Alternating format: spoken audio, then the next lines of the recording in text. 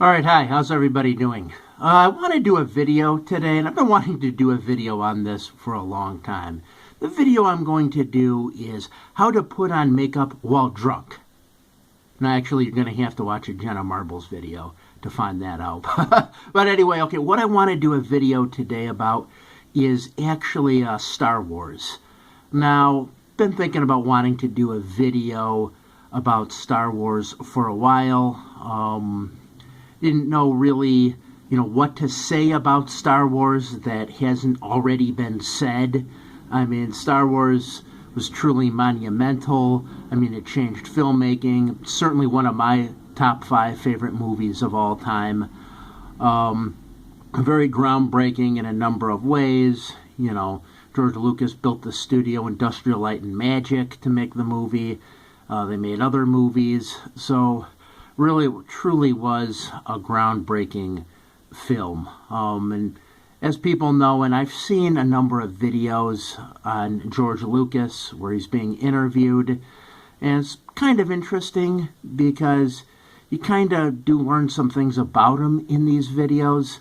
I mean, for one, and I just did a video on Quentin Tarantino, and I don't get a sense at all that Lucas was really like a Tarantino type person, where with Tarantino it was okay, he had dropped out of high school, yet at the same time he liked nothing else but movies and wanted nothing more than to make a movie and get it off the ground. With Lucas, I don't really sense that.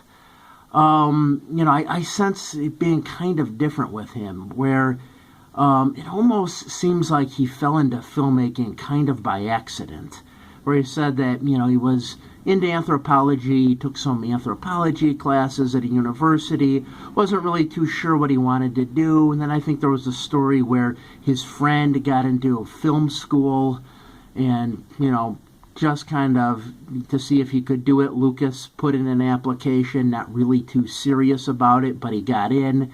Then he started studying films, watched, like the foreign films and all that. I know he liked Akira Kurosawa a lot, so he sort of studied those kind of films and Japanese style of filmmaking. But I don't get that sense that he was like a Tarantino, where he was like super passionate about films. But I do feel that, with all due respect, he was definitely driven and definitely wanted to make good movies nonetheless. His interest in anthropology definitely played a role in that. I know he had read like Joseph Campbell, Hero with a Thousand Faces, claims that was an influence on Star Wars. I don't know how much of an influence it was, because I watched Star Wars. I do see like a lot of like Flash Gordon influence in Star Wars.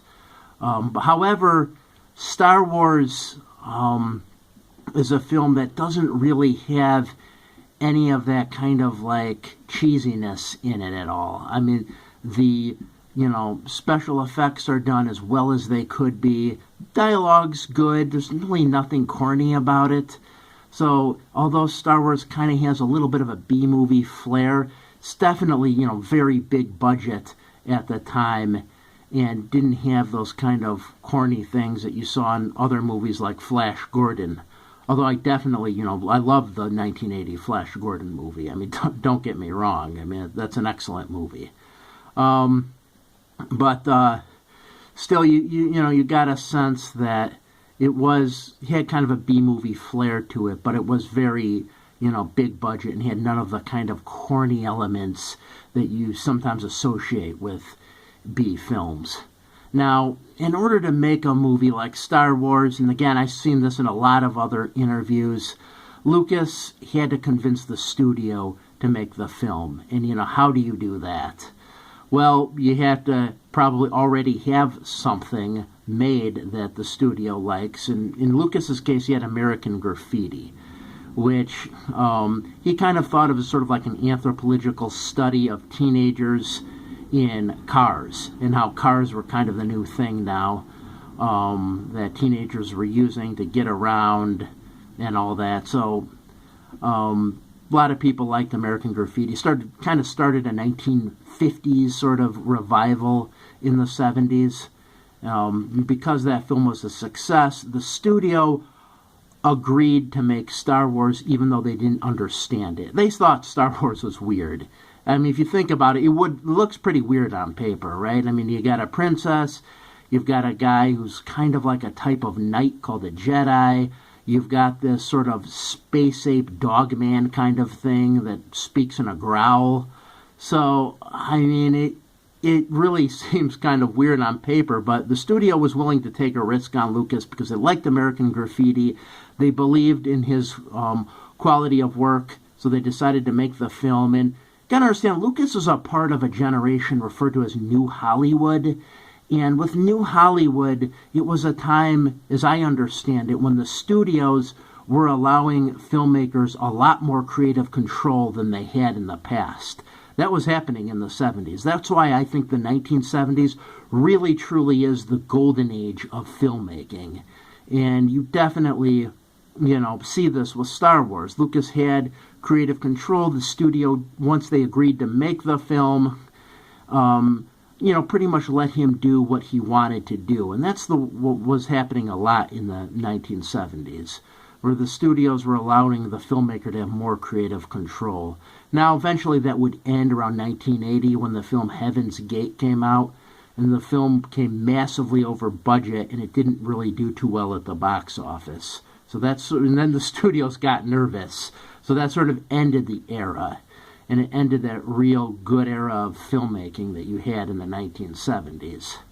So, that's what I have to say about Star Wars. I mean, really, a lot of things out there on Star Wars. I know there's a Rebel Force Radio podcast, which is pretty interesting. They cover Star Wars from every imaginable angle you could think of. They really cover all of Star Wars. And, when I'm talking about Star Wars, I'm referring to Star Wars 1977. It's usually called A New Hope. I like all the Star Wars movies, but that one I like the most. And that's because, it has a beginning, a middle, an end. Usually when people say they're, talk about what Star Wars movie they like the most, they'll usually say Empire Strikes Back. And although I think Empire Strikes Back is the best sequel ever made of any movie ever, I would definitely say my favorite is still the original 1977 Star Wars. For the reasons I said. I mean, it was really a groundbreaking film. Had a lot of interesting things going on there. You didn't see really any space operas being made in the 1970s, although there were some Star Wars knockoffs that came later, movies like Battle Beyond the Stars, Star Crash, Laser Blast. Those are all kind of Star Wars knockoffs, films that were like influenced by Star Wars. Because once something's big, you then have all the copycat movies coming out. And that was certainly what happened with Star Wars.